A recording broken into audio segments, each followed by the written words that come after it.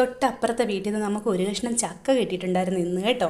അവനെ നമ്മളങ്ങ് വേവിച്ച് ചക്ക തിന്നാൻ വേണ്ടിയിട്ട് കൊച്ചുള്ളി വെച്ചൊരു ചമ്മന്തി ഉണ്ടാക്കി കേട്ടോ.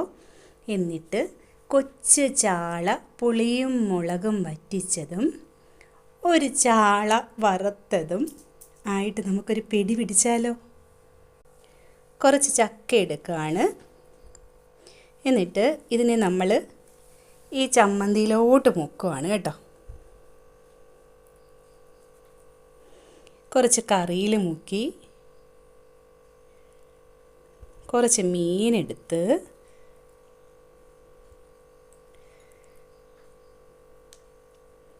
മീൻ ഇളകി വരുന്നില്ല, തോനെയായിപ്പോയി. കഴിക്കാം. ഈ വർഷത്തെ ആദ്യത്തെ ചക്കയാണേ.